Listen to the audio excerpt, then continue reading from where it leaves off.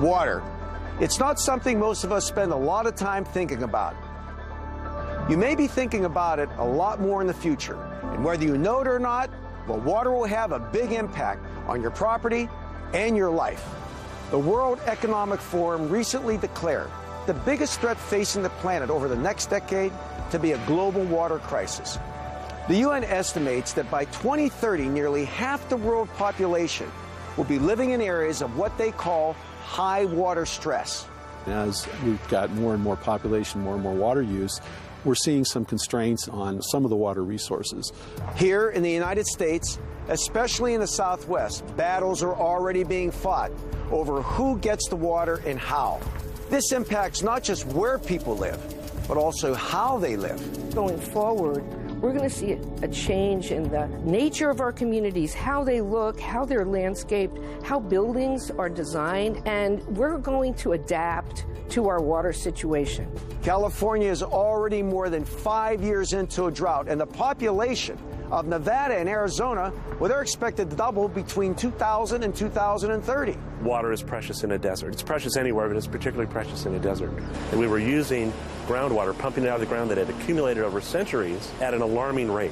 It was an existential question. Are we going to run out of groundwater at some point and there won't be any growth or economic activity here? We're going to find an alternative.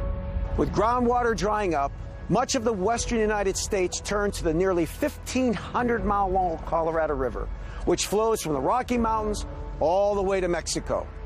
The Colorado supplies water for 30 million people, but getting the water to the people in Arizona took an astounding level of engineering. We have this huge canal system that transports it 336 miles uphill to deliver it to communities, farmers, industries. The Central Arizona Project was constructed in the 1970s and 80s. The massive system brings the water to the population centers of Phoenix and Tucson.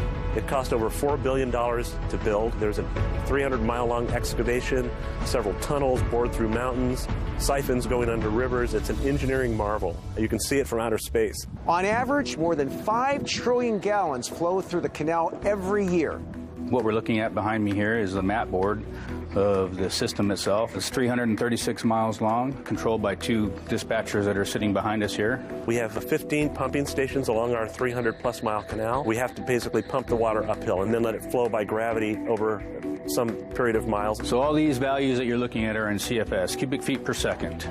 So as you can see here, this pumping plant's doing 2,086. It starts at Lake Havasu, goes all the way down through some mountains, underneath some riverbeds, and then eventually ends up in Tucson. From 1985 to 2010, Central Arizona Project generated $1 trillion with a T. $1 trillion over those 25 years of value for the state of Arizona.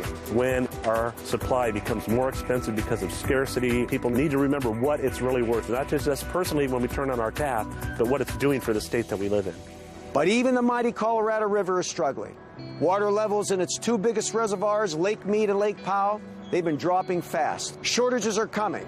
So what does that mean for you? The cost of water is going up. It's becoming more expensive because there's increasing competition for water. And there's a lot of components that go into the cost of water. For example, it takes a lot of power to move water. And so if power costs go up, water costs go up. Water is a valuable commodity. It's undervalued. It's underpriced. The more people come here, as the drought that we've been experiencing continues, it is going to become more expensive. Arizona is ahead of its neighbors in terms of planning for the future and ensuring that water use is considered when building homes. Developers, home builders can't just build wherever. They have to follow certain rules. You have to go to the Arizona Department of Water Resources and demonstrate that you have sufficient water supplies for 100 years. In order to be able to sell a new house, you have to demonstrate that you've got this water supply. They are also stocking up to buffer against future shortages. We take some of our Colorado River delivered through the Central Arizona Project, and we store it underground through storage ponds. It doesn't evaporate.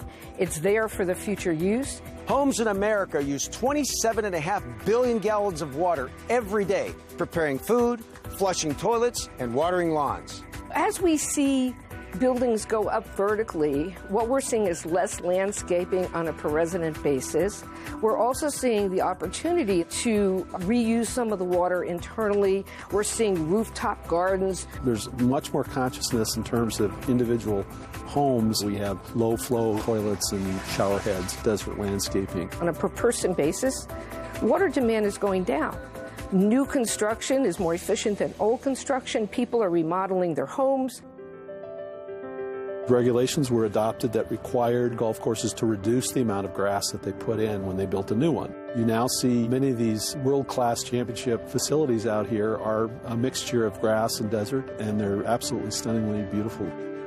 Another thing people are doing is reusing gray water, the water that comes from the washing machines or showers, not the toilet water, and not necessarily kitchen sink water, but kind of that clean wastewater. But what they're doing is they're directing it to their own property, using it for outdoor watering. For any new project today, the assumption is that all of the wastewater that's generated by this new community, all of it, will be recycled in one way or another. You're going to see water becoming more expensive, but you're going to also see tremendous opportunities to use water more efficiently.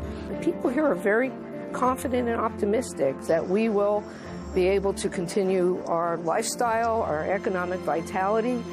It may require more talk about low-flow plumbing fixtures and maybe adjusting landscaping, but I think we're in a good place.